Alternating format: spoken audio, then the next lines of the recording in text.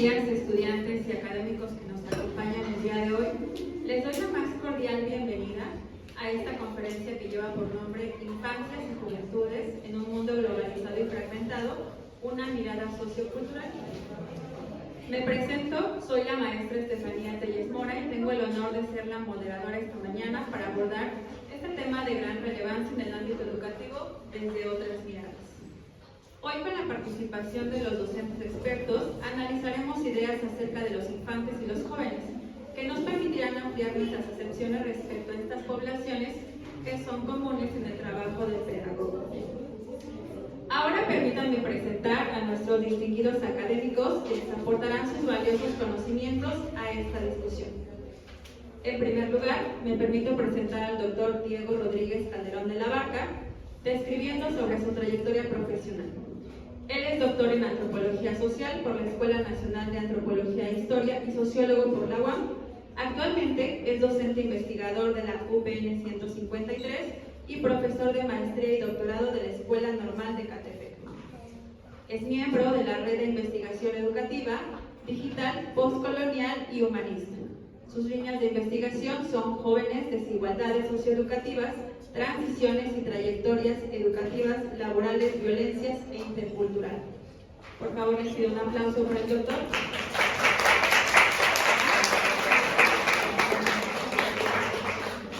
Asimismo, me complace presentarles al doctor Eusebio Olvera Reyes, de quien brevemente conversaré sobre su trayectoria profesional. Él es doctor en Pensamiento Complejo, Multiversidad, Mundo Real, Edgar Morin, docente investigador de tiempo completo en la Escuela Normal de Especialización Dr. Roberto Solís Quiroga y de asignatura en la UPN Unidad 153. Docente de posgrado en la Escuela Normal de Catepec, director del Comité de Fomento Editorial de la Autoridad Educativa Federal en la Ciudad de México. Miembro fundador de la Red de Investigación Educativa Digital, Postcolonial y Humanista. Línea de investigación, conocimiento de frontera y pensamiento complejo. Les pido un aplauso para el doctor González. Muy bien, entonces vamos a dar comienzo a este espacio que será de mayor reflexión y análisis. Les pido toda su atención para que los doctores compartan lo que tienen preparado para su conferencia. Por favor.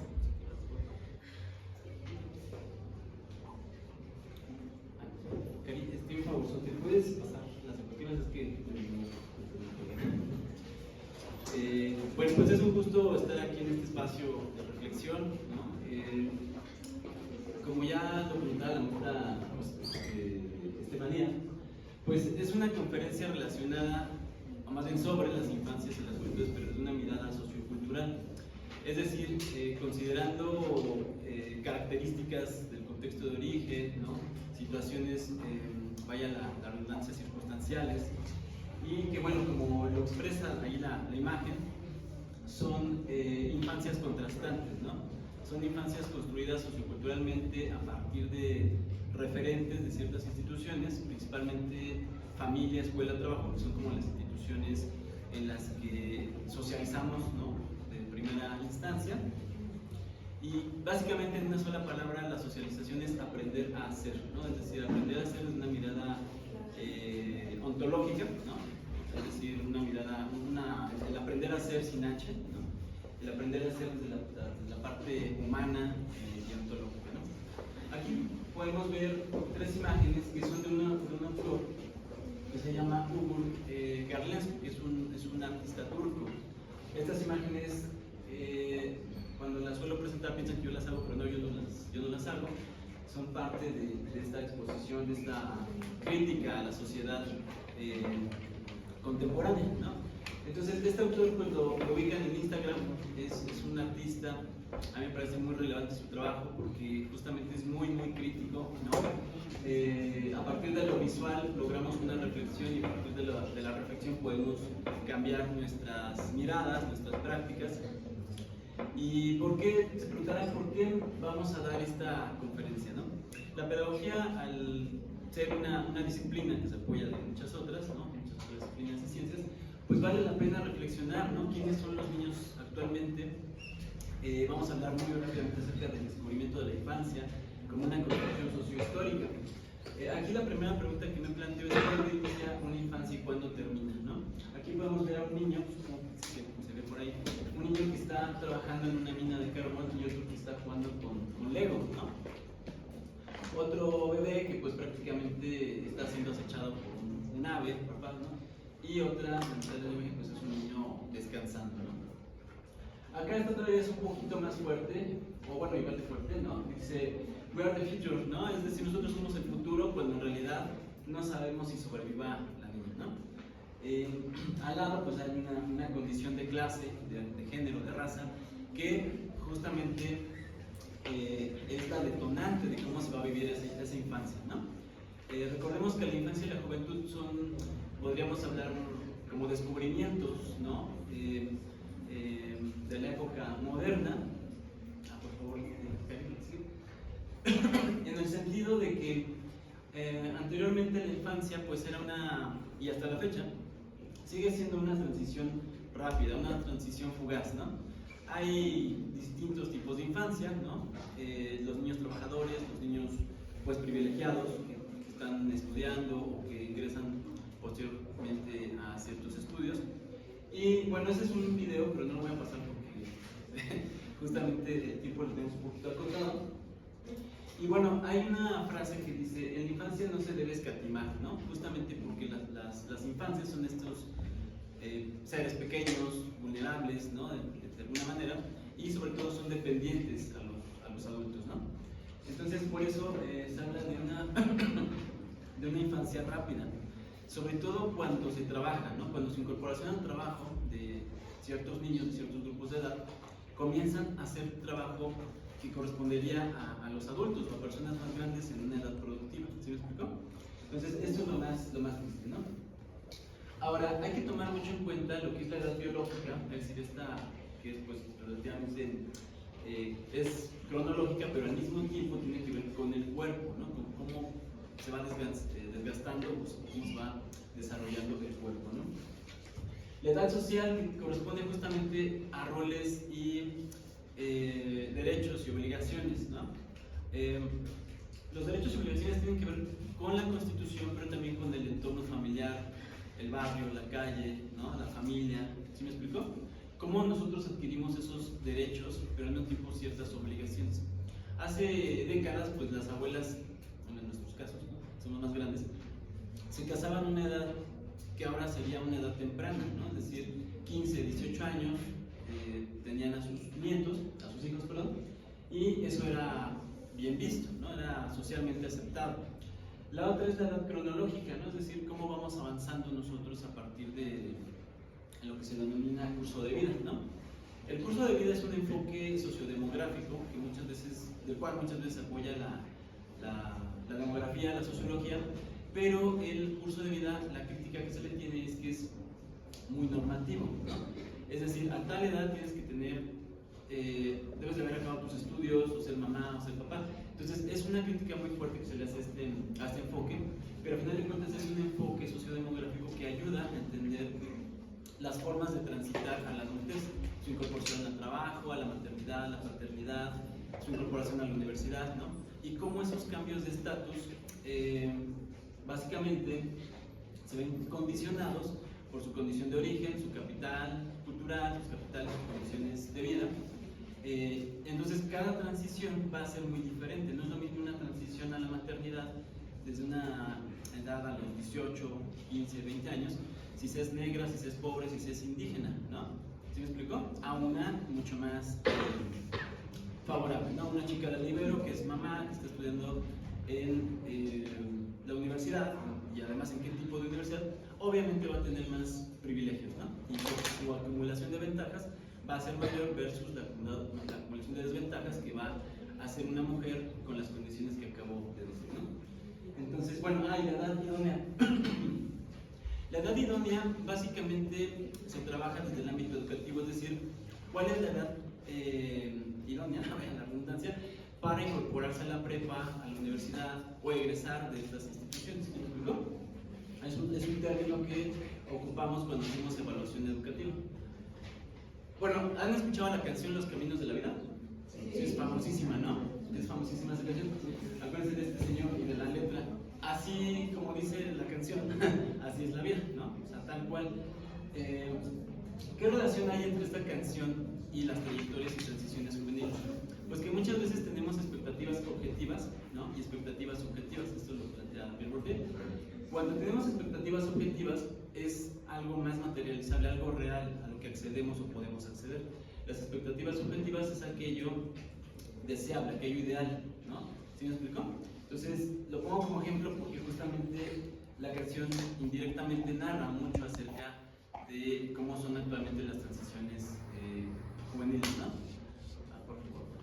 Ok, bueno, vamos a empezar con qué es la infancia. La infancia se descubre, o más bien la descubre este autor, o es su planteamiento, Philip Arias, acerca de que es una condición no solamente biológica, sino es una condición sociocultural, histórica, que tiene que ver mucho con cómo se vive y se experimenta esa infancia, o cómo se construye esa infancia, ¿no? A partir, vuelvo a lo mismo, de la familia, ¿no? Del núcleo familiar, ¿no? Él le da un peso muy importante a cómo la familia va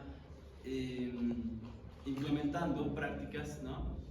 Que trastocan nuestra subjetividad, ¿no? O sea, nuestra subjetividad, acuérdense, se reduce a 3 palabras principales: experiencia, sentido y significado, ¿no? Cómo nosotros percibimos la vida, cómo nosotros tratamos de experimentar esa vida, o qué sentido damos a ciertas prácticas, ¿no? Entonces, este es un autor, es un historiador muy reconocido, que justamente hace un análisis histórico de qué es la infancia, ¿no? Cómo se va construyendo en la época medieval, a partir de momentos en donde la iglesia tenía más poder, y cómo la escuela se encarga de dar un peso muy fuerte a la infancia para que se desarrollen los niños, ¿no? O sea, es decir, la escuela va a ser un espacio de contención y de socialización infantil y también juvenil, ¿no? ¿De acuerdo? Ok, justo lo que les decía, ¿no? La escuela reconquista los derechos de los niños a partir del siglo XIX, ¿no? Por favor. ¿De acuerdo? Ahora, volvemos otra vez a la parte visual, ¿no? Las infancias construidas o destruidas, habría que decir.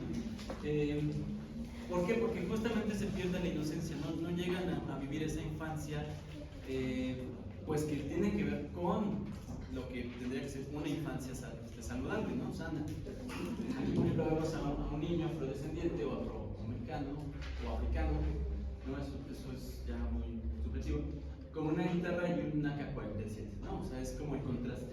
O un niño cuyo cuerpo pues está a la mitad, ¿no? Desnutrido, y el otro pues dormido plácidamente, y el otro pues ni siquiera tiene las extremidades, ¿no? ¿Ok? Bueno, esto es parte de lo que son las infancias a nivel global, por eso la parte del título, ¿no? Un mundo globalizado y fragmentado, ¿ok? Bueno, la pérdida de la inocencia y de aspectos de la infancia, ¿no? Aquí, por ejemplo, hay países en donde se casan, o las casan más bien siendo niñas, ¿no? Entonces, ahí de entrada pues ya están corrompiendo los derechos que tendría que tener un niño, ¿no? O sea, ¿cómo se imaginan, o se imaginan el hecho de ser penetrada una niña de 8 o 10 años por un adulto de más de 30 años, ¿no? Entonces, son aspectos culturales que en realidad llaman mucho la atención porque son infancias prácticamente destruidas, ¿no? O sea, ¿sí me explico? La que sigue, por favor. Ok, vamos al tema de juventudes y juventud. El tema de juventud es un concepto, es una categoría que se construye históricamente, socioculturalmente, gracias, como lo podemos ver aquí en el collage, ¿no?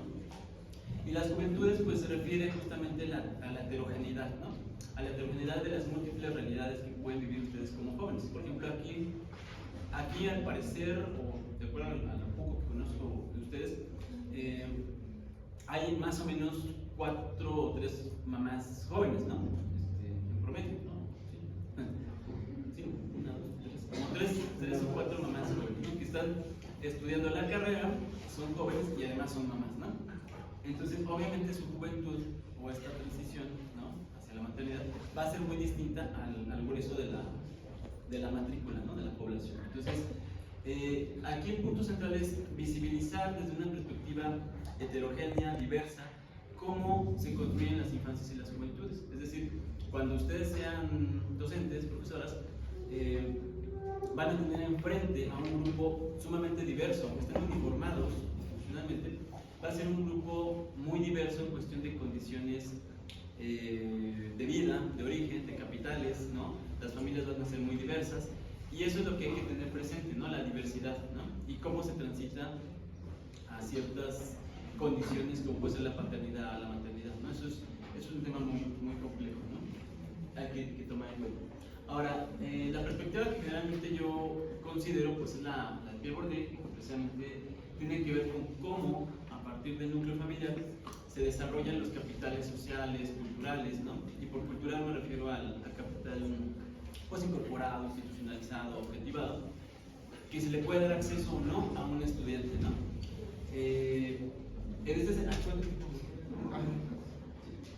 En este sentido, los capitales van a determinar o a condicionar, mejor dicho, la juventud, ¿no? Una juventud descapitalizada va a llegar a una adultez descapitalizada, ¿no? ¿Estamos de acuerdo? Se va a convertir en una condición incluso hasta vulnerable, ¿sí me explico?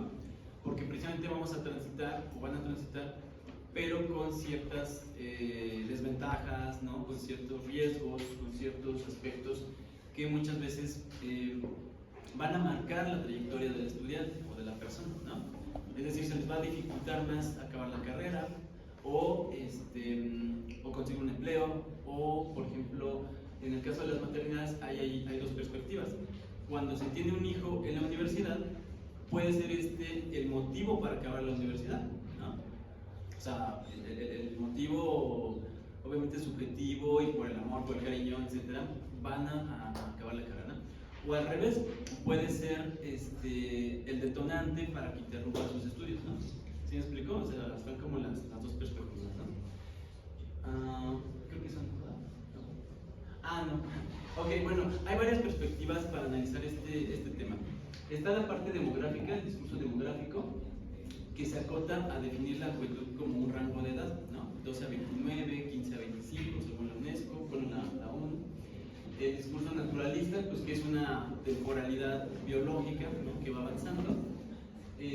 También se tiene un discurso en algún momento de corte muy político, es decir, los jóvenes son aquellos que tienen que aprender de los adultos, ¿no? Aquellos que son anormales, ¿no? Que tienen que aprender de los que somos adultos y tenemos más experiencia, ¿no? Está el discurso de pánico moral, ¿no? Que es la juventud es subversiva, es un peligro, ¿no? Y está la psicologicista, ¿no? Que es una turbulencia emocional, ¿no? Lo cual, desde mi punto de vista, pues, con ninguna de estas obviamente coincido, porque, pues, por ejemplo, la psicologicista, ¿no? Hay muchos jóvenes que están a toda madre, están súper bien en casa, juegan, se divierten, viajan, tienen novia, tienen recursos materiales, ¿no? Y se la pasan súper bien, ¿no? Pero está la otra parte, o el otro lado, de los jóvenes, pues que apenas están sacando sus recursos pues, para pagarse sus estudios, ¿no? En este caso entraría la categoría de los jóvenes que estudian para trabajar y los jóvenes que trabajan para estudiar, ¿no? Ahí habría que analizar esa parte. Entonces, bien, hay prejuicios, hay estigmas hacia los jóvenes, porque muchas veces se piensa que un joven suele ser inseguro, está en un proceso de transición, no es productivo, está incompleto, es una persona desinteresada, está desviado, ¿no? O sea, no está haciendo lo que la familia quiere, es peligroso, es victimizado, aunque también hay jóvenes victimarios, ¿no? Es rebelde o revolucionario. Digamos, son ciertos aspectos que se ven reflejados en el cine, en las películas, ¿no? Y que muchas veces recaen como en la construcción de estereotipos, ¿no? Y el cine, pues de alguna manera, se ha encargado de reforzar esos estereotipos, ¿no? En muchos casos.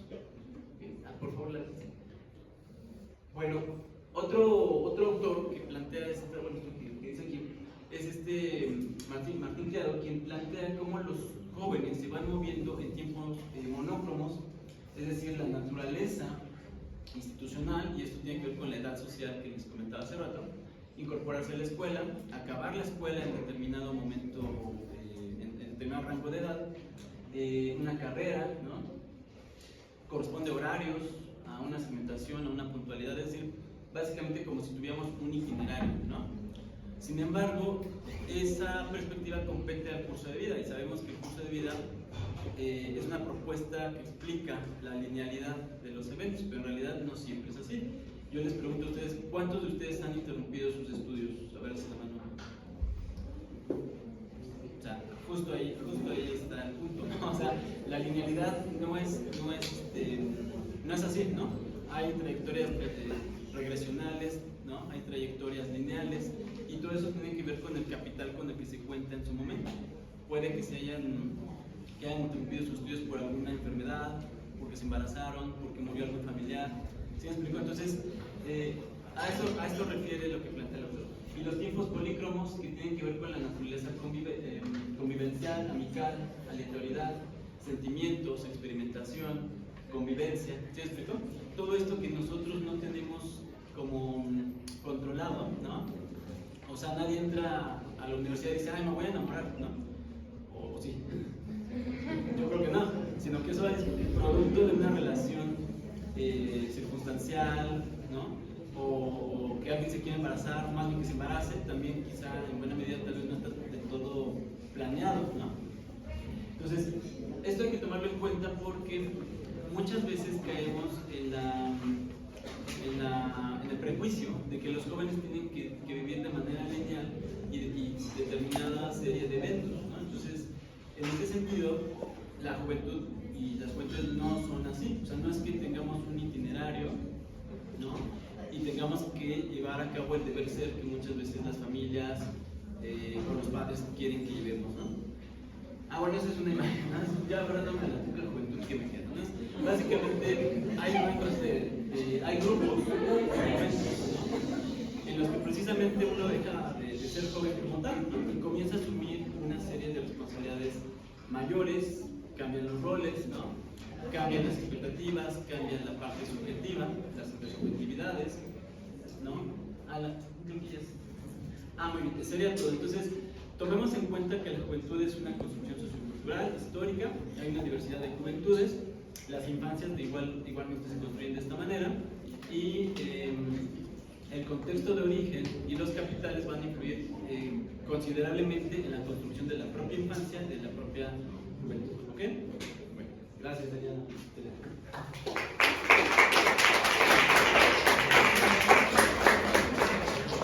Y agradecemos al doctor Diego su valiosa participación. Le cedo el micrófono al doctor Eusebio para escuchar también la importancia que nos va a compartir. Muy amable, qué amable. Gracias. Bueno, pues antes que nada agradezco mucho a las autoridades de la universidad, abrir los espacios, al doctor Diego, que en las charlas que tenemos de manera continua, pues buscamos crear escenarios para que las juventudes, los estudiantes universitarios, pues tengan acceso a fenómenos y problemáticas en las cuales probablemente estén insertos. Y lo más interesante, probablemente tengan que atender. Entonces son situaciones paradójicas donde un joven está atendiendo, un joven que tal vez esté atravesando por fenómenos o problemáticas o perturbaciones o situaciones de madurez, tenga que hacer frente a infancias, sobre todo porque los que aquí están, gran parte de los que aquí conviven, buscan incorporarse al trabajo docente y como tal están frente a infancias desde las cuales en este encuentro de pocas diferencias entre un joven que educa con una profesión llamada pedagogía y un infante que se ha colocado ante una institución frente a un profesionista que asume una responsabilidad de vigilar, cuidar, atender, promover el desarrollo de estas infancias, pues surge una situación en la cual puede existir un compromiso abierto o tácito. Es decir, el estudiante asume el compromiso porque tiene un contrato laboral o tácitamente le preocupa el desarrollo de estas infancias o juventudes con las cuales coexisten. Yo abordaré estas mismas ideas, pero bajo otro tipo de planteamiento. Si bien es desde lo sociocultural, en lo sociocultural, como bien el doctor Diego planteó que hay diferentes referentes para poder comprender una serie de lineamientos para decir aquí empieza, aquí termina con la infancia o la juventud. Sin embargo, estos existen de manera natural, voy a llamarlo así. Esta palabra no es bien recibida en muchos lugares, pero hablo de la naturalidad con la que se mueve la realidad social. O sea, ¿cómo? A ver, ¿es natural o es social? Bueno, es que estamos tan acostumbrados a utilizar los lenguajes pensando que los demás hablan los mismos códigos, que yo solamente voy a presentar una serie de ideas pero colocando las definiciones respecto a qué vamos a entender cuando hablemos de esto. Entonces, las infancias y las juventudes son fenómenos complejos, son interdependientes, de tal forma que, como señalaba ahorita, un infante convive con otros infantes con diferentes características, con jóvenes, con adultos, con senectos, con otros miembros de la especie que no tienen categoría o que tienen categoría pero que no necesariamente son bien aceptadas por todas, como por ejemplo las juventudes trans, las infancias trans. Cuando hablo de trans, podríamos ponerlo como transespecie, transgénero u otro tipo de transiciones transobjetales, es decir, hoy me siento refrigerador, hoy me siento tostador, que tiene que ver con las lógicas de subjetividad que están permeando los discursos actuales y las lógicas de estructura institucional que el doctor Diego nos ha planteado una serie de estas ideas. Entonces me parece que tener conceptos o lenguajes comunes desde donde yo hablo nos ayuda. Entonces yo hablaré desde la complejidad para entender que todas estas ideas se entretejen, se relacionan, las estudiamos en las universidades de manera aislada, fragmentada, separada, porque nos es más fácil. Es decir, estudiamos la infancia desde la biología y le colocamos un criterio de cierre, un criterio de apertura, y estos criterios de cierre y apertura van a estar de continuo en todas las realidades. Vea usted, por ejemplo, cuándo empieza un aprendizaje, cuándo termina un aprendizaje, colocamos un cierre, y este puede ser marcado por las estructuras institucionales. Se acabó el ciclo escolar, hasta aquí llega tu ciclo de aprendizaje, para estos contenidos, para estas didácticas, y se tiene que evaluar. Pero puede haber una apertura extraordinaria o una apertura que legitime otros espacios para que tenga oportunidades para poder decir que esta infancia aprendió o lo logró o no lo logró y puede pasar al siguiente ciclo. En pocas palabras, la realidad tiene múltiples dimensiones. Una de esas dimensiones que viene planteado el doctor Diego está basada en estructuras cientificistas, de disciplinares o de estructuras sociales que van marcando aquí está, aquí se acaba, aquí empieza, aquí se cierra. Pero no estamos en un mundo amplio de fronteras, donde las fronteras se han diluido. Y en esa dilución de fronteras y en esa coexistencia de diversidades, tendremos que aprender a entretejer, y cuando yo mire a mis educandos, tenga que mirar sus diferencias, pero al mismo tiempo sus similitudes, porque los trabajos que hacemos desde la pedagogía tienen que ver con lograr metas propias del currículum, pero también metas propias del desarrollo del sujeto que está enfrente de mí, o la persona que está enfrente de mí, o el individuo que está enfrente de mí, o el ente que está enfrente de mí. Cuando utilizo diferentes formas de nombrar al que está enfrente de mí, quiere decir que he asumido una filia epistémica, una filia disciplinar, una filia teórica de si lo veo sujeto, entonces está sujeto a qué. Si lo veo como persona, ¿qué máscaras posee? Si lo veo como individuo, es un ente que se ha dividido y que es indivisible, dividido e indivisible. Y si lo veo como entidad, pues entonces lo estoy colocando en otra dimensión. En pocas palabras, tal y como yo nombre la realidad de los que están frente a mí, estaría pensando qué tipo de trato les voy a otorgar.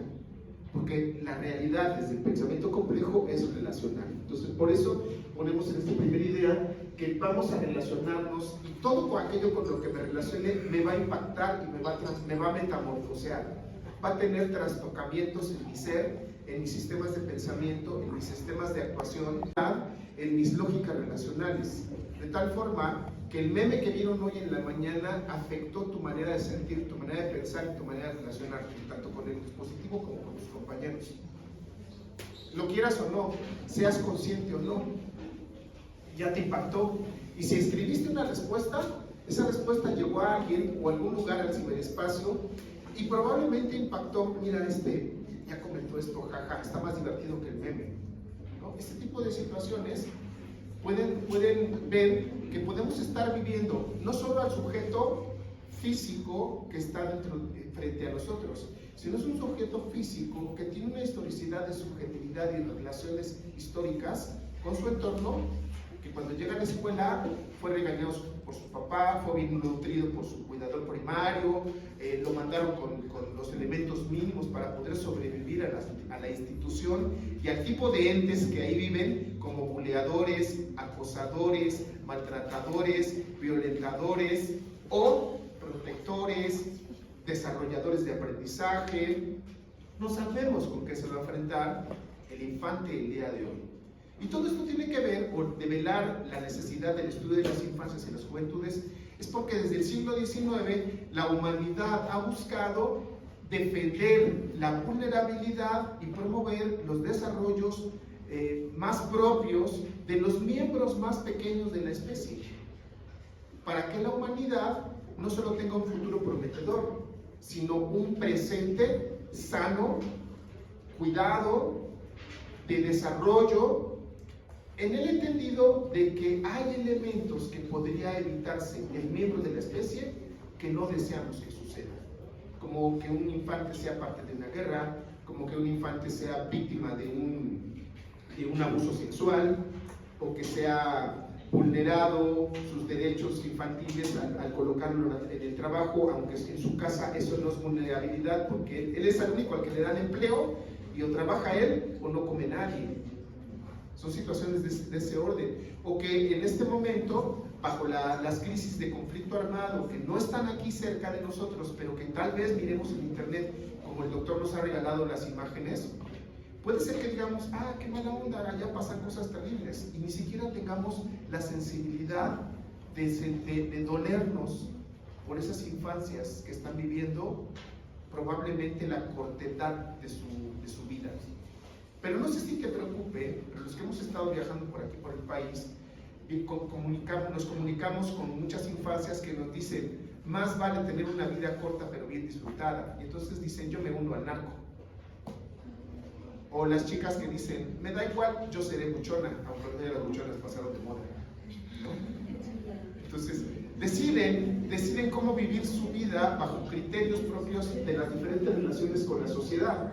Es decir, estamos relacionados. O algunos de nosotros podríamos decir, yo quiero ser un pedagogo modelo. ¿Quiénes son esos? Te los desconozco, pero me gustaría conocerlos.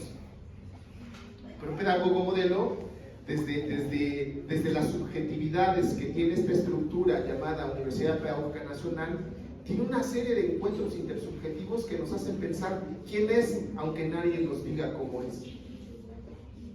Y vamos creciendo con esos elementos objetivos de la realidad y subjetivos que nos permiten relacionarnos en un continuo. Le damos clic, por favor. Otro elemento con el que vamos a estar trabajando es todo lo que un individuo vive es producto de sus sociedades, de su momento histórico, de la cultura, de las tecnologías con las que recurre, y representa a la humanidad, y la humanidad lo representa a él. En pocas palabras, tú usas el lenguaje hablado porque representa características de la especie. La especie se comunica y usa lenguajes hablados, escritos, simbólicos, referenciados, y que tiene lenguajes comunes compartidos por sectores sociales. Por ejemplo, las comunidades sordas utilizan códigos de comunicación que son compartidos, aunque para los demás no sean desconocidos.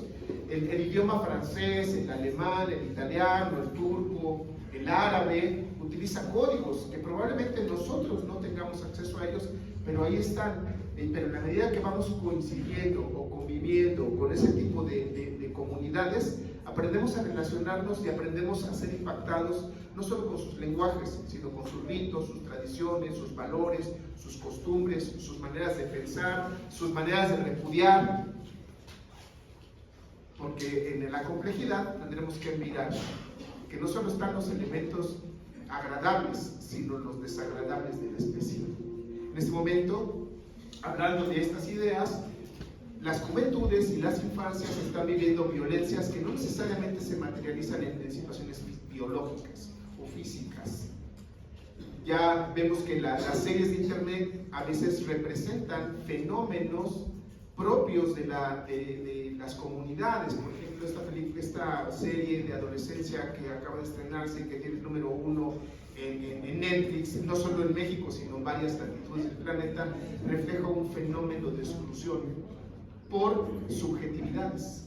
Tú eres un incel, tú eres un célibe porque estás feo, y se construyen verdades que no están fundamentadas en las ciencias y que se legitiman como verdaderas, como las mujeres. Aquí yo no sé, ni quiero hacer la encuesta, que el 80% de las mujeres solamente prefieren al 20% de los hombres, el otro 80% no nos dicen qué. Pero creo que tú y yo no somos una encuesta. Ni sé si tú valides este tipo de porcentajes. ¿O dónde te ubicarías dentro de las políticas? Sin embargo, una mente de 13 años lo valida como verdad. No lo cuestiona. Está en Instagram, está en Facebook, está en los Reels, está en los movimientos sociales, en las agrupaciones que me consuelan y que me dicen, sí, yo soy como tú, yo pienso como tú, yo también fui excluido por mujeres, cobremos venganza sobre las mujeres. Y entonces un círculo de violencia crea nuevos ciclos de violencia, sangre llama sangre, y entonces viene la violencia sobre las mujeres. No es que esta sea la causa, sino que es una de las maneras en las cuales se reproducen eventos que la sociedad no ha logrado extinguir, pero que deseamos que se agoten, como es las violencias, el odio, la venganza, el abuso, el maltrato, y que están viviendo muchos de nuestros infantes en las realidades virtuales, y que cuando llegan a nuestro espacio escolar no son visibles. Podemos observar conductas que nos pueden dar idea de que algo está pasando al interior de su subjetividad, pero difícilmente va a confesar que fue catalogado o él se autocatalogó en una situación de abuso o de violencia o de maltrato. Y esto sucede continuamente en los famosos estados de WhatsApp, en los famosos comentarios al interior de las redes del salón, con las representaciones simbólicas a través de los emojis, a través de las respuestas que otorgamos. Y entonces son otras visibilizaciones. En pocas palabras, las infancias y las juventudes que tenemos representan a los sistemas en los que han crecido. En pocas palabras, tenemos jóvenes que se mueven y se relacionan en las tecnologías, violentan y se consuelan en las tecnologías. Y pocas veces piden el apoyo de los adultos o de otros jóvenes o de otros iguales. Y cuando reciben el apoyo o la asesoría o el cuidado de otros iguales, resulta que son producto de la misma realidad de la que se está quejando el otro. Pero se buscan filias, se buscan adherencias de comprensión. Yo creo que esto es un primer elemento que tendríamos que pensar de por qué estamos abordando este tipo de fenómenos, y el pensamiento complejo nos dice, un elemento que tendríamos que abordar es la comprensión de la humanidad y su condición destructiva como tal, y su construcción proactiva de desarrollo, de bienestar y de bien vivir. Ambas coexisten, pero no todos la tenemos al mismo tiempo, ni es una condición lineal ni estable, sino continuamente sufrimos perturbaciones. Me dejó mi pareja, a su pareja la dejó a mi amiga, mi papá acaba de perder a su pareja, mi mamá perdió a su pareja, hablando de una pérdida de relaciones. Perdió su empleo, perdió su salud, perdió la confianza, o gana más, ganó bienestar, ganó una beca porque cumplió un año más. Es decir, la vida tiene paradojas continuas con las que nos movilizamos y no son lineales, sino que esto nos permite entender que tiene fluctuaciones continuas. Entonces le damos cuenta, porque ahí hablan de los flujos de vida.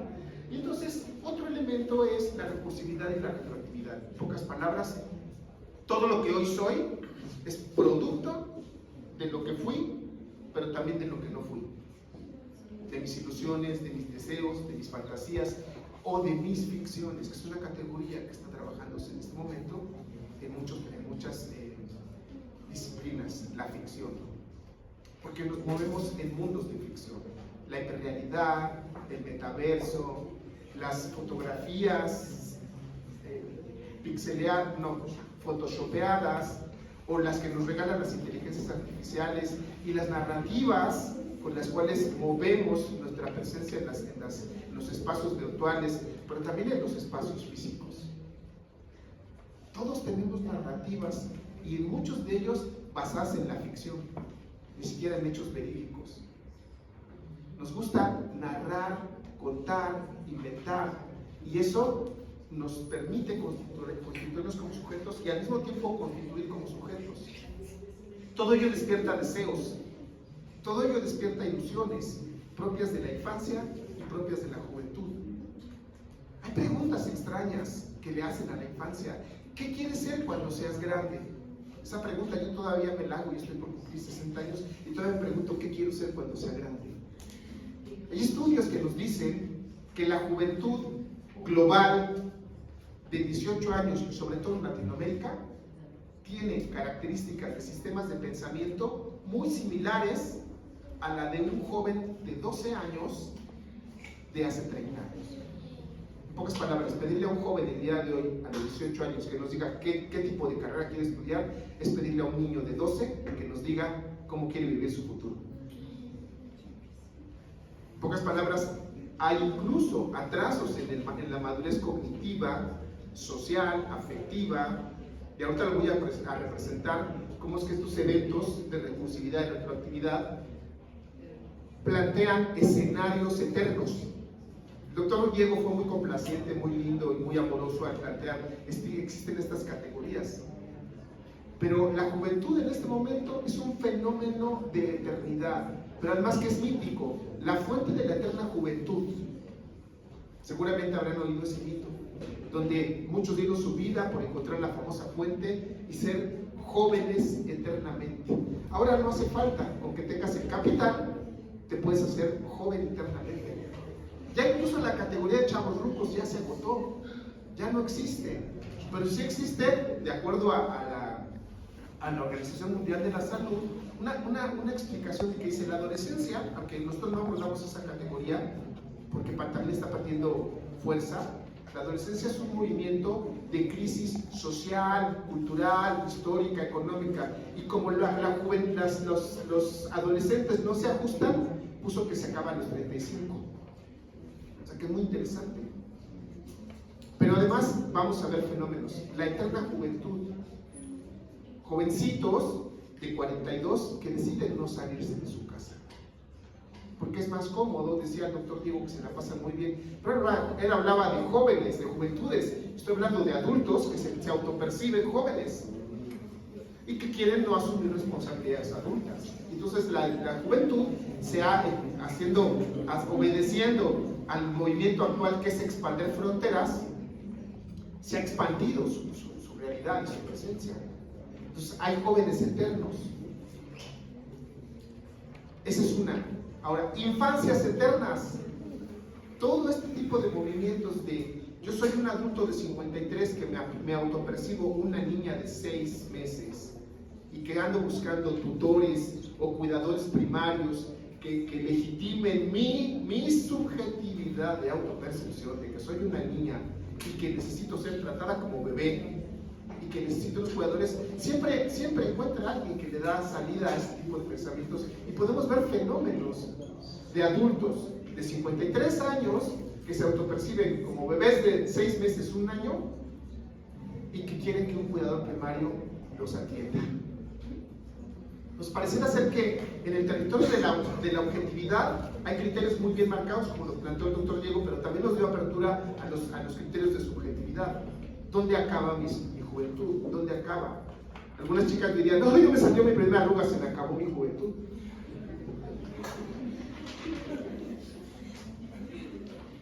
Algunas dirían, ya tengo 30 años y sigo feliz, sin pareja, y soy feliz, pero otros dirán, ya eres una que edad, los otros no ella. Dejada, que esa categoría es más interesante, dejada. O sea, soy un actor pasivo que espera que otros determinen mi realidad. O sea, esa es la palabra dejada. O sea, yo no tengo facultad de agencia para decidir cómo organizo mi realidad y mi vida. Y entonces las infancias y las juventudes no son solo sistemas que responden a lo educativo, a lo familiar, o a lo social, a lo laboral, sino a todas las posibilidades que ofrecen los sistemas y que cambian incluso para ellos mismos. Entonces, si se dan cuenta, en un escenario posmoderno donde todo está fragmentado y es necesario unir, y es necesario identificar los desbordes. Me parece que es un desborde que en las infancias quieran extenderse, como tampoco dar lugar a este otro tipo de responsabilidades. ¿Cuándo se acaban los cuidados primarios? ¿Cuándo? Me parece que como especie jamás se acaban los cuidados primarios, que es la necesidad de conocimiento, la necesidad de afecto, de la necesidad de identidad o de pertenencia, la necesidad gregaria. Esos son cuidados primarios que no se agotan.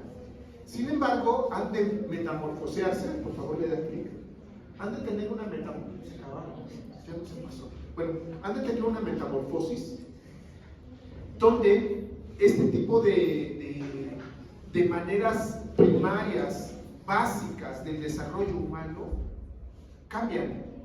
No es lo mismo cuidar a un bebé que cuidar a un joven, que cuidar a un adulto, que cuidar a un selecto. Sus afectos, su cuerpo, sus relaciones sociales. Es interesante que las infancias y las juventudes han crecido solas, de adultos primarios, pero no de vínculos con otras realidades como la que nos generan los dispositivos. Yo hasta aquí quiero irlo dejando, porque el doctor Diego tiene un ejercicio muy interesante que queremos plantear y también queremos tener un espacio de plática con ustedes a partir de estas ideas. Si se dieron cuenta, yo no les puse definiciones, sino les coloqué marcos conceptuales para poder interpretar un fenómeno, la infancia y la juventud, los desbordamientos de este momento postmoderno y la necesidad de colocar fronteras, no necesariamente desde la estructura, sino desde las organizaciones primarias básicas de la especie. Doctor Diego. Bien, vamos a pasar a un pequeño ejercicio. Nada más aclarar, no aclarar, más bien abonar un poquito a lo que decía el doctor Eusebio. Actualmente, y como lo dice un autor, ¿no? Pérez Islas, la juventud ad infinitum, ¿no? O sea, es decir, se extiende tanto esta categoría que en qué momento se transita la adultez, ¿no? Es decir, son categorías que pedagógicamente hablando cobran relevancia, porque al final de cuentas, pues la formación es parte central de la pedagogía, ¿no? Entonces, tomemos un poco en cuenta esto que estoy diciendo. Y por otro lado, pues sí, de alguna manera es un poquito decepcionante que lleguen tan pocos jóvenes interesados en una categoría que es la propia, ¿no? Que es la juventud, ¿no? Considerando que se les avisó con tiempo todo este tema. En otras palabras, hay pocos jóvenes que estudian jóvenes o pocos jóvenes que se interesan por sus coetáneos, ¿no? Entonces, en este sentido, pues digo, ¿no? Quería exteriorizarlo. Bueno, el ejercicio consiste en lo siguiente. Piensen un poco, un minuto, 2 minutos, qué es lo que marcó su infancia, cómo construyeron su infancia. Yo sé que pueden recordar cosas buenas, cosas malas, cosas relacionadas a la felicidad, momentos agradables, no tanto, pero piensen qué factores influyeron en la construcción de su infancia y qué otros factores han influido o incidido en la construcción de lo que, pues, en esta presente juventud que están viviendo, ¿no? Por otro lado, pues bueno, como ya comentado hace rato, hay personas que ya transitaron a esta maternidad, ¿no?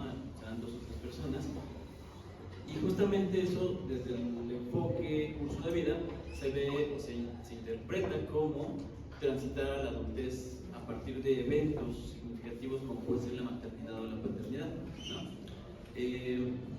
En el grueso de la población que hay aquí, pues no todas van a pensar en eso, porque pues, obviamente no han transitado a su maternidad y no tienen por qué hacerlo, o sea, simplemente esa es una decisión propia, ¿no? En las cuentas.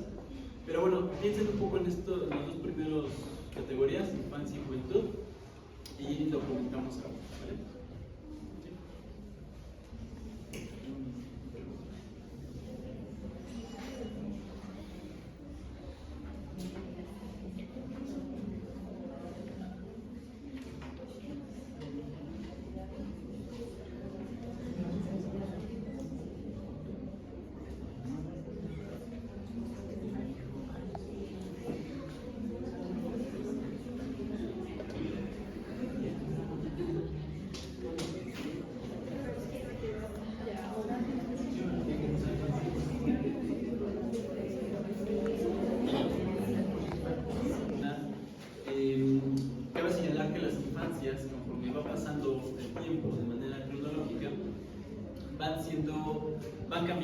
Es decir, la forma de ser niño ahorita, a ser niño hace 30, 40 años, o no me voy muy lejos, o sea, yo, ¿no? O sea, mi infancia pues obviamente fue muy distinta a la suya, ¿no? Simplemente por las redes sociales, los medios de comunicación, los dispositivos, el celular, ¿no? O sea, actualmente no podemos entender las relaciones sociales sin los medios de comunicación, sin los dispositivos. O sea, es imposible prácticamente. O sea, o bueno, podríamos entenderlas, pero realmente es una parte fundamental la manera en la que actualmente nos comunicamos, ¿no? Incluso la forma en la que llevamos a cabo nuestras actividades, ¿no? Hay en redes o sin ellas, pero siempre el dispositivo a la mano, ¿no? Pues bueno, no sé si alguien quiera compartir qué pensó, qué funcionó. O yo elijo. Bueno, pues yo con respecto a eso, gracias a que tengo acercamiento a un psicólogo, yo tengo exámenes de psicoanálisis individual. Yo tengo la mentalidad de una persona de 57, casi 60 años, visto desde la parte que ustedes acaban de comentar. Mi historia de vida, pues yo me tuve que hacer cargo de una persona más pequeña que yo, con discapacidad. Entonces mi manera de pensar y de ver la vida es sumamente diferente a la de gran parte de nuestros compañeros, y inclusive la manera de hablar es diferente por lo mismo.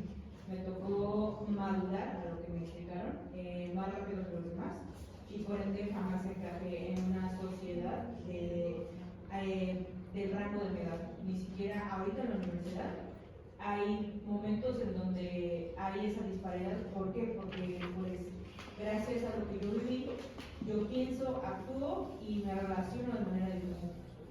Ok. Bien, gracias. A ver, Esmeralda, ¿quieres compartir? Sí, bueno, yo reflexioné sobre mi infancia. Yo también en mi historia de vida tengo algo parecido en la maduración más temprana, porque yo vengo de papás muy jóvenes, en donde pues no había una estabilidad ni emocional ni económica. Yo soy la primera de mi familia que está en la universidad, entonces es algo que pues me lleva a pensar en las decisiones buenas o malas que he tomado sola, ¿no? Porque es lo que comentaba, que la infancia y la juventud hemos crecido solos, ¿no?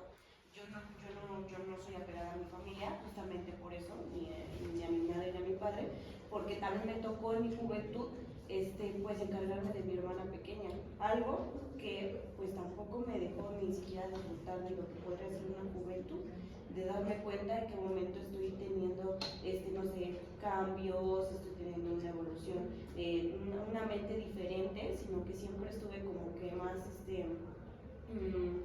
pues sí, más despierta en que yo no quería que mi hermana pasara por lo mismo, así, porque mi infancia también fue muy difícil por lo mismo de que no tuve esa compañía de mis padres, pero siento que pues voy a la par, ¿no? Tampoco, yo pienso que tengo una personalidad como diferente a de mis compañeros que a lo mejor no vivieron eso, sino que yo lo supe controlar y sobre todo no echarme como esa carga, sino que pues decir, sí, es mi hermana, yo la quiero, pero mis padres tienen una responsabilidad y algo que me cuesta mucho trabajo, porque pues siempre fue como una responsabilidad también para mí, y yo no me podía dar cuenta yo no podía pues disfrutar, ¿no? De mis procesos. Hay veces en las que ni siquiera pensaba en mí, sino que pues en mi hermana principalmente. Ok, justo esto que acaba de mencionar, bueno, los dos ejemplos, pues tienen que ver con la edad social, ¿no? Los derechos y obligaciones que uno asume, aunque nuestra edad cronológica sea otra, ¿no? ¿Alguien más que quiera compartir? Bueno, de acuerdo a mi contexto, yo me desarrollé en mi núcleo familiar, mi papá, mi mamá y mi hermano. Solo que la cuestión es que mi mamá tiene un problema, mi mamá es psiquiátrica. Entonces, al vivir en un ambiente pues con una persona psiquiátrica, en mi infancia sí fue un poco difícil, ya que atravesé por ciertos momentos o ciertas etapas en las que en mi familia se vivía mucha violencia. Entonces, pues mi papá ha sido como una parte muy mediadora dentro de nuestro núcleo familiar, porque hubo situaciones en las que ya no se podía controlar esta violencia que se vivía dentro de mi familia, Y pues ya se estaba como que llegando a tomar la decisión de que de plano pues mis papás se separaran o que de plano pues sí hubiera como una solución. Entonces también pues como familia tuvimos que recurrir a terapia porque pues los problemas ya eran como que muy violentos. Y aquí la cuestión también es que, por ejemplo, yo decidí como que tomar todos los problemas de alguna forma como más pacífica. Sin embargo, pues en mi adultez sí lo he reflejado un poco porque de pronto tiendo a ser como que un poco más como agresiva. Y pues también mi hermano tiene como tendencias como agresivas, pero como que él no supo canalizar tanto sus emociones. Entonces dentro de la terapia pues descubrieron la terapeuta que pues la más afectada era yo. Incluso también como a mis 5 años creo como intenté suicidarme, algo así, porque pues me estaba atorando una soga. Entonces pues mis papás como que tanto no pusieron como que atención dentro de mi caso, pero pues tuve que aprender a canalizar yo misma mis emociones. Gracias. Bueno, sí me escuchan. Gracias. Pasamos. Bueno, antes que nada, agradecemos la sensibilidad con la que nos han narrado parte de su historia de vida. Me parece que dentro de la pedagogía, un fenómeno metodológico con lo cual se está trabajando es las historias de vida y aparte de la narrativa pedagógica, que es algo con lo que se está trabajando respecto a los profesionistas, a las infancias, y obedece a los fenómenos mundiales, globales, de que es necesario que la voz de los oprimidos, de los desgastados, de los violentados se reconozcan para que puedan entrar en un territorio no de consuelo a sus dolores, sino más bien de comprender que las perturbaciones, las dolencias, las inclemencias están en la naturaleza humana, pero que al mismo tiempo en algunos casos les fortalecen y en otros casos les colocan en riesgo. Entonces, cuando uno como educador está frente a esas infancias y las logra identificar, tenemos dos realidades básicas con las cuales estamos obligados a participar. Uno, la responsabilidad legal de comunicar. Este joven, este infante, está en riesgo. Y es mejor comunicarlo porque si no lo hago, entro en una problemática que se llama omisión. Y por no decirlo, resulta que asumo responsabilidades profesionales. Yo creo que esto que estamos charlando aquí y la sensibilidad, yo me siento muy sensible con lo que han narrado, nos obliga a tener una responsabilidad frente a lo escuchado. Entonces no podemos caminar como especie o como responsables profesionales sin hacer algo al respecto. Entonces es la primera. Tampoco soy el salvador del mundo, tampoco tengo todos los recursos para poder hacerle frente. Eso también es importante, para eso está el trabajo transdisciplinar, donde acudimos a otras disciplinas, acudimos a las instancias legales para poder ofrecer las ayudas a quienes así lo necesiten. Yo en algún momento en otros espacios he hablado mucho de la necesidad de la salud mental en las sociedades actuales. A muchos les molesta, pero creo que es una inversión necesaria. Ya en este momento ya no es tan castigado decir fui al psicólogo, ni tampoco fui al psiquiatra, o estoy en tratamiento psiquiátrico. Por el contrario, ahora son elementos que son necesarios de reconocer, de visibilizar y que no han de ser sancionados por los diferentes sectores de la sociedad.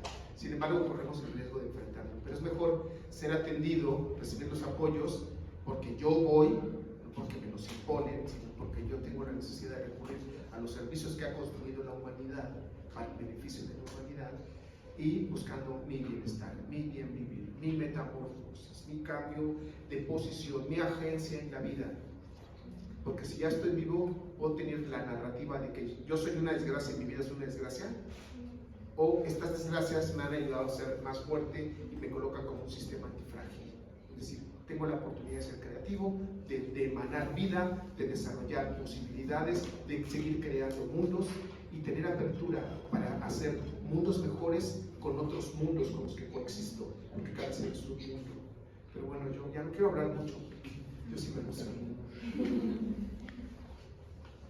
Pues agradezco a los doctores las valiosas contribuciones, generar este espacio también para ustedes de tanto aprendizaje, un lugar institucional que requiere de otras miradas, ¿no? Porque así es la pedagogía, se nutre de otras disciplinas, así que quisiera darle paso a las preguntas, algunas reflexiones o aportaciones que ustedes puedan considerar, puede enriquecer más todavía este lugar. Entonces, no sé si alguien quiera comentar algo, aprovechar que tenemos aquí a los doctores y entonces hacerles algunas preguntas. Adelante. Para forzar más el debate y llevar la reflexión.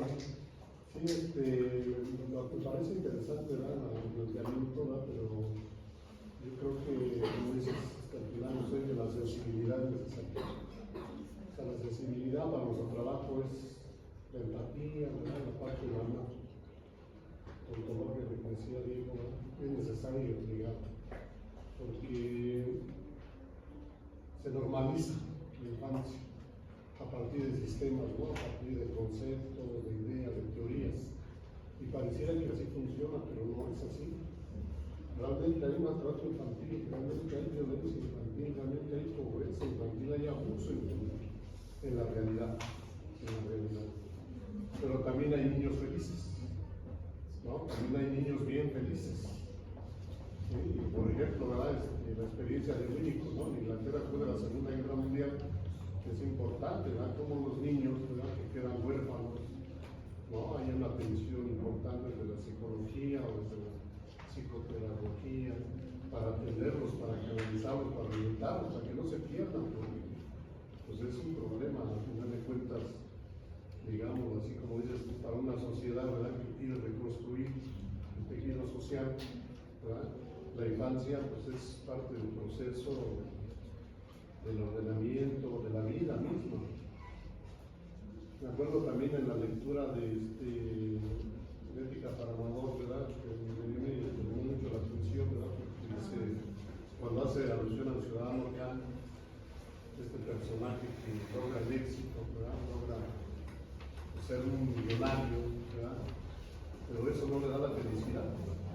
Menciona al final de cuentas ese pasaje que todo el dinero del mundo y los artefactos y que la industria, ¿verdad? Y que el desarrollo tecnológico puede dar al sujeto, ¿verdad? Pues no es tan gratificante, ¿verdad? Como la infancia que he recordado, ¿sí? Cuando con sus hermanos, ¿verdad? Jalaba un trineo y se divertía, y entonces era más feliz que teniendo todo el dinero del mundo. Digamos que son las contradicciones, como dices tú, ¿verdad? Las paradojas, ¿verdad? Que mencionan desde la complejidad. Pero yo creo que ahí está la discusión, ¿verdad? No sé cómo lo ven ustedes, si infancia es destino, ¿verdad? O juventud también es destino, o juventud también es un compromiso social, ¿verdad? Porque no podemos tampoco ser ajenos y solamente plantear ideas o teorías y dejar que el mundo camine desorientado, ¿verdad? Orientado por artefactos, ¿verdad? Por tecnologías que están perdiendo el significado, el sentido de la verdadera naturaleza del ser humano, ¿no? ¿Qué dice Rousseau? El niño tiene necesidad de aprender, tiene necesidad también de socializarse, pero también de vivir sanamente con otros, compartir el mundo con otros, ¿no? Porque los residuos que deja la guerra son realmente crueles y espantosos. Nosotros no podemos aceptar eso. Ningún tipo de violencia, de agresión contra la infancia y contra la adolescencia, y contra la juventud, y contra mujeres, y etcétera, etcétera. Entonces yo pienso que necesitamos intelectualmente, o desde las ideas o desde la teoría, plantear una posición cada vez más firme, más madura, ¿verdad? Más integral o más comprensible, dices tú, para poder avanzar, porque si no, pues vamos a querer repetir, ¿no? Pero bueno, esa es mi posición también. Gracias. Muchas gracias, maestro. ¿Alguien Nada más? más, aseveraría que infancia no es destino desde el pensamiento complejo, sino que la realidad o la vida es mutante, es cambiante, y que la historicidad con la que partimos da las bases para las posibilidades de otras maneras, de otras lógicas, de otros sistemas, de otras maneras de relacionarnos con nosotros y con las realidades o con los sujetos. Se agotó, desde el pensamiento complejo, se agotó la infancia es destino, o las juventudes son destino. Son posibilidades. Un aspecto importante a destacar es la cuestión de historizar a la juventud y de historizar a las infancias. ¿Por qué? Porque justamente a partir de historizar a la familia, historizar el papel de la mujer en todos los sentidos, historizar a la juventud e historizar a las infancias, da pauta a no repetir los errores que se han tenido, ¿no?, con respecto a estos grupos sociales, es decir, visibilizar la emergencia de nuevas identidades juveniles, de nuevos grupos juveniles, de los derechos que se están adquiriendo y que ha costado mucho trabajo adquirirlos, ¿no? Recordemos en la época de los 70s, ¿no?, la música jugó un papel fundamental, ¿no?, para esta libertad de expresión, las letras de las canciones, ¿no? Quien tenía el cabello largo, pues era un castigo cortarle el cabello, ¿no? No solamente aquí en México, sino en otras ciudades, ¿no? Entonces, el cuerpo cobra relevancia en el performance de las juventudes, ¿no? Es decir, nos hacemos visibles o se visibilizan los grupos juveniles a partir de la música, el cuerpo, el cine, la vestimenta, los lenguajes y en general el consumo juvenil, ¿no? O sea, en este sentido, sí es importante, digamos, ser conscientes de estos cambios para, pues, llevar a cabo reflexiones y prácticas que nos favorezcan a nosotros como jóvenes y también, pues, a las siguientes generaciones, ¿no? Ya sería una intervención. ¿Hay alguna otra pregunta? Sí, es que yo la idea, ¿verdad? Efectivamente, Escara, ¿verdad? Escara, sociólogo de la UNAM, Estudio Lorillo, un texto clave que nos enseñó a nosotros sobre las juventudes, ¿verdad? Porque en los 60, 70 pareciera que toda la juventud, ¿verdad?, era muy homogénea, ¿verdad?, y era efectivamente consumista de determinadas formas de vida o diferentes, digamos, tipos de cultura, ¿verdad? Pero había una juventud crítica, ¿no?, y una juventud que estaba comprometida con el mundo, con el proceso histórico que estaba viviendo y quería transformar, ¿no? Y eso fue producto de la generación del 68. Nosotros creíamos, ¿verdad?, que había una juventud, digamos, que, como decía Allende, ¿verdad?, no podía ser contradictoria con su tiempo. Teníamos que estar en el contexto y teníamos que transformar y derribar muros y ir más allá, ¿no?, de las represiones y de los ordenamientos y de las formas de pensar de una clase, ¿verdad?, de una clase social que quería que no se avanzara, que no se progresara y que quedáramos todos homogéneos, ¿no?, todos igualitos, todos sometidos por la televisión, los medios de comunicación, por el PRI, etcétera, etcétera, ¿no?, por todas las relaciones que había, ¿no?, en ese tiempo como sistema dominante, incluso en las ideas, ¿no?, incluso en la mentalidad de la sociedad, ¿verdad? Pero había quien no estaba de acuerdo, y esos eran los marginados, ¿no? Esos eran los chavos banda, esos eran los pobres, que ya antes habían sido los hippies, los hipitecas mexicanos, y en Estados Unidos, ¿verdad?, los hippies, y también aquí los 68eros, toda la juventud que participó en el 68. Entonces habían convergido todo un movimiento, ¿verdad?, de exclusiones, ¿no?, de discursos que habían excluido a sujetos que estaban promoviendo los cambios y las transformaciones, ¿no? Y entonces había que preguntarle a esa generación si fueron en la infancia felices, o si habían sido reprimidos desde la infancia, desde la adolescencia y de su juventud para hacer esos cambios. Porque ahora resulta, ¿verdad?, que la juventud de ahora, alineada, enajenada, ¿verdad?, a la virtualidad o al software, decías tú, a los TikTok, ¿verdad?, pues ¿qué podemos esperar, ¿verdad? Y si no hay una crítica, persona prolífica, ¿qué podríamos esperar? ¿Verdad? Pero había que preguntar si esas infancias están dolidas, fueron maltratadas, fueron violentadas, más que nosotros. Había que valorar ahí. Al final de cuentas, la generación converge. Unos vamos hacia adelante, hacia atrás, a los otros hacia los lados, o no sabemos para dónde, pero en el mundo también está así. En el mundo también está así, desde mi punto de vista. Gracias. Gracias. ¿Alguien?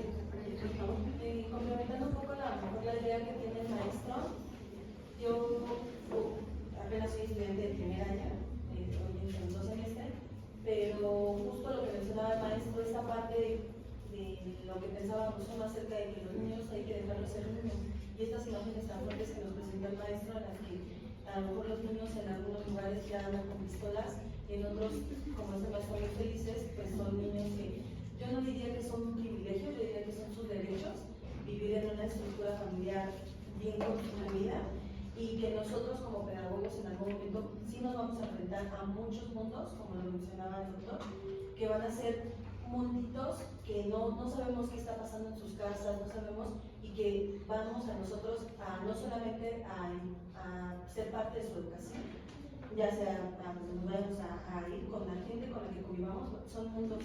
Decía Francisco Mora, un doctor de neurociencia, que somos lo que la educación hace de nosotros, pero yo podría agregar ahí que también somos lo que no, la parte que no nos da la educación, o sea, las personas que no tienen educación, y esta parte de la fragmentación tiene mucho que ver también con la tecnología, o sea, puede ser una gran herramienta o una gran destrucción para para todos, ¿no? La niñez y los jóvenes están muy ajenados al teléfono, a traer el teléfono y estar viendo videos y contenidos que a veces son basura, y en este sentido tenemos una responsabilidad muy grande para que nosotros como pedagogos podemos orientar este uso real, porque las cosas que pasan en internet, no dejan a los niños ser niños, a eso iba, o sea, los hacen madurar también muy a temprana edad, o sea, hay sexualidad, hay alcoholismo, hay tabaquismo, hay violencia en los teléfonos. Entonces, a lo mejor los padres no se dan cuenta de lo que les están dando, pero puede ser un juguete para ellos, pero realmente es un accesorio que no deben de tener los niños a temprana edad, que se va a tener, saber controlar cómo se va a utilizar. Muchas gracias, Karina. Adelante. Algo que comentó mi compañera es que dijo que no debería, que más bien son derechos lo que niños deberían tener. Yo creo que sí serían privilegios, y sí son privilegios el hecho de no vivir con abuso, el hecho de tener un ambiente familiar estable, el hecho de tener atención, el hecho de tener amor, educación, salud, información, sobre todo, no son derechos, deberían serlo, pero no lo son, es algo que sí quería puntualizar, porque hoy en día, a pesar de que sabemos nosotros como que tenemos la información a la mano de decir es que deberían ser derechos, debería ser obligatorio que los niños tuvieran este entorno sano, este entorno libre de violencia, libre de abusos, con atención, con padres que se preocupen por ellos, que no les falte económicamente nada, en cuestión de salud, en cuestión de educación, pero realmente sí es un privilegio grandísimo el simple hecho de tener una familia por lo menos medianamente estable, ¿no? Que es lo que vemos mucho hoy en día. Y en un futuro que nosotros tengamos que tratar con los niños, va a ser muy raro el niño que nos encontremos con esos privilegios de decir, este tiene una familia estable, este tiene una salud mental buena, este niño tiene recursos, va a ser muy difícil, y eso es algo que tenemos que tener en mente, porque dudo mucho que la mayoría de nosotros hayamos tenido todos esos privilegios en conjunto, a lo mejor uno que otro, y se agradece, y muy probablemente debió ser por factores muy específicos, pero realmente la mayoría de nosotros, por lo menos aquí en México, quiero pensar que no tuvimos esos privilegios de vivir sin violencia, de vivir con los recursos completos, de vivir con una educación completa, con una educación sexual completa, de vivir plenamente nuestra infancia, porque con muchas compañeras de lo que contamos, muchas tuvimos que madurar a temprana edad, haciéndonos cargo de hermanitos, de primos, de otras personitas, de ser la mano derecha de nuestros papás. Yo como hija de papás de muy temprana edad, mi mamá se embarazó a los 16, prácticamente crecimos juntas. y prácticamente yo quería antes hermanas, entonces muchos de los hermanos mayores no tuvimos el privilegio de decir, puedo ser niño, puedo jugar, puedo explorar, puedo conocer gente, porque incluso el hecho de desenvolverte con tu misma familia sin que sea un peligro es un privilegio grandísimo. El hecho de que hermanos, padres, tíos abusen de las niñas, de los niños, también es horrible y es algo que enajena la infancia, es algo que la troza. En violencia entre los mismos niños, va a ser muy difícil que un niño no sufra de bullying entre sus compañeros, que no sufra de algún comentario hacia su cuerpo. Entonces, lo decía mi compañera, son derechos, sí deberían ser derechos, deberían ser respetados estos derechos y deberían todos los niños contar con ellos y seguirlos teniendo alrededor de toda su vida, pero lamentablemente no. Y algo que nos toca a nosotros, no somos los salvadores y no vamos a poder salvarlos de tantas atrocidades que la vida los depara, los espera en su núcleo, en su contexto, pero sí sería, justo como dicen, tomar parte de decir a las autoridades o la parte que nos corresponde a nosotros, tomando en cuenta que no todos van a tener los privilegios de ser unos niños sanos y felices. Muchas gracias, muy acertada todas las participaciones, ¿no? Y en realidad creo que las dos destacan mucho, bueno, todas, ¿no? Pero en realidad efectivamente son derechos que a veces se vuelven privilegios, ¿no? Dependiendo del país, la ciudad, ¿no? O derechos corrompidos también, ¿no? O que no se han materializado. O sea, legalmente existen los derechos de la infancia en prácticamente todos los países que forman parte de las alianzas gubernamentales para vigilar el cuidado de la infancia, de la juventud, existen como tal. Sin embargo, pareciera ser que los adultos y los jóvenes que acompañamos a esas infancias no necesariamente o los conocemos o queremos materializarlos, porque tampoco quiere decir que tengamos los recursos para hacerlo. Esa es una realidad. Sin embargo, es muy interesante el planteamiento que se señala cuando México es considerado uno de los 15 países que se percibe feliz a nivel mundial. Se percibe feliz, que los ciudadanos se perciben felices. Esto no quiere decir que no exista la paradoja de violencia, abuso, maltrato. O sea, quiero que checar que cuando hablo desde la complejidad es que las paradojas existen al mismo tiempo. O sea, así como están jóvenes en este momento disfrutando de un momento de paz, en ese mismo momento, al lado o 10 metros después, alguien está siendo violentado. O sea, son paradojas, vamos. No quiere decir que todos estemos sufriendo violencia, ni que todos estemos en paz, o con alegría, o con felicidad, o que todos el día de hoy comimos, o que todos el día de hoy comimos en, no sé, en Macao, ¿no? O en donde usted quiera comer. En realidad, la realidad tiene múltiples dimensiones. O sea, si lo que buscamos los educadores es justamente que esos derechos se materialicen, se visibilicen. Sí, hay que movilizarla, creo. Y nos movemos nosotros como agencia, siendo así, agentes de estos cambios. Porque por nosotros pudiera haber gente que no haya comido, ¿no? Que en este momento efectivamente no haya resuelto su situación de vida, digamos, estar feliz en este momento aquí, ¿no? Tendríamos que ver por qué y cómo podemos ayudarle o cooperar, colaborar para que esté en este momento con nosotros compartiendo, ¿verdad?, el espacio académico, como decía bien Diego, como jóvenes, ¿no? Hay una participación más allá atrás. Gracias, maestro. Hablando justamente sobre lo que es privilegiado y lo que demostramos y lo que en realidad está sucediendo, yo tengo un hijo, mi hijo tiene 12 años, va en sexto. Él últimamente ha estado con mucha curiosidad acerca de lo que es las relaciones sexuales. Y él comenta que sus compañeros han estado muy constantemente hablando de lo que es el porno, de lo que es el sexo, de lo que es detonar, etcétera, etcétera, ¿no? Buscando en las historias de lo que él buscaba en la computadora, mientras hacía tarea, ya empezó a buscar esos temas, ¿no? Entonces, sí hay que tener cuidado nosotros como papás, pero también qué es lo que está sucediendo en la escuela. Ya que me dice mi hijo que atrás de la ludoteca se dan 30 pesos con tal de que se dejen manosear los compañeros. Entonces dijo exactamente que compañeros, ¿no? Y yo le hablé a una mamá, oiga señora, es que dice mi hijo, y dice la señora, sí,